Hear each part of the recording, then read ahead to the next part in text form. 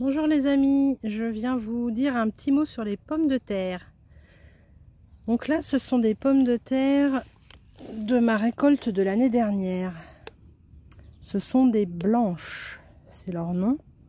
Donc je les ai mis à germer dans une cagette dans mon garage, donc il n'y avait pas de lumière. Et là, les germes sont bien partis, ça commence même à être un peu grand.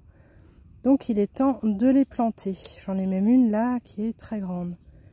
Ça, ce sont deux pommes de terre qui étaient restées en terre. Donc je vais les replanter aussi parce que je pense pas qu'elles vont être très bonnes. Elles ont passé l'hiver en terre.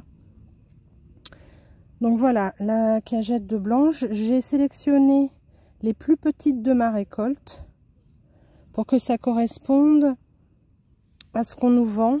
Donc ça, ce sont une autre sorte. Alors j'ai pas là en tête le nom de l'espèce de pomme de terre, j'ai pas le papier avec moi, mais vous voyez c'est à peu près la même taille, donc j'avais sélectionné les mêmes tailles pour faire pareil.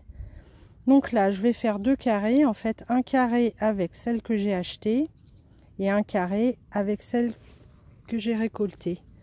Donc j'ai préparé le terrain cet hiver quand il pleuvait pas trop, j'avais désherbé pour pas avoir trop de travail à faire au moment de la plantation. Et là j'ai fait des trous. J'ai fait des trous avec un plantoir, c'est bien pratique. Donc on le met en terre et on tourne ou on visse.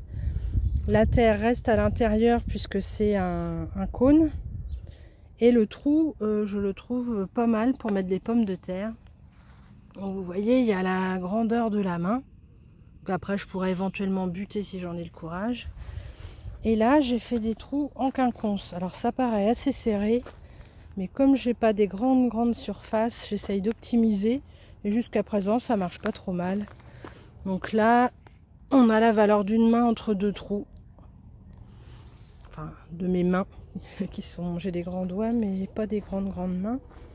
Donc voilà, j'ai fait tout le carré comme ça. Et maintenant je vais recouvrir.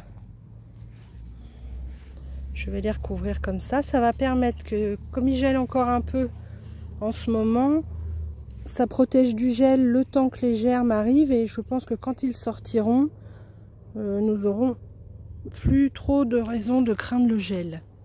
Donc voilà pour les pommes de terre. Alors il n'est pas trop tard pour les planter. L'année dernière j'avais planté un peu plus tôt.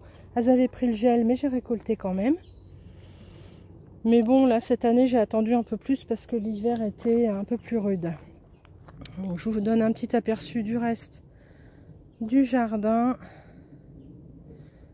Là, c'est une poire de terre. Je ne l'ai pas enlevée de terre. Alors, ça gèle, mais par contre, je l'avais protégée. Donc, j'espère qu'elle ne va pas être morte. Et puis, j'ai en ce moment un carré avec de la mâche qui s'est replantée toute seule. Donc, il y en a pas mal. Ça va me faire des belles touffes. Celle-là, je vais pouvoir l'accueillir. Bon, ça, c'est une mauvaise herbe.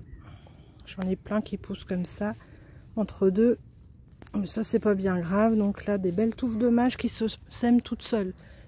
J'y parviens mieux quand ça se sème tout seul que quand je les sème moi-même. Là, j'ai une vieille bourrache qu'il va falloir que j'enlève. Et puis là, c'est le carré où je vais mettre mes pommes de terre. J'avais une structure pour les haricots, mais je vais changer de carré la structure. Et cette fois-ci, j'ai encore un peu de mâche, donc je vais la laisser. Je vais planter les pommes de terre entre deux. Par là, encore un carré avec de la mâche. Et par là-bas, bah, c'est les fruits rouges. Là, tout ça est en sommeil.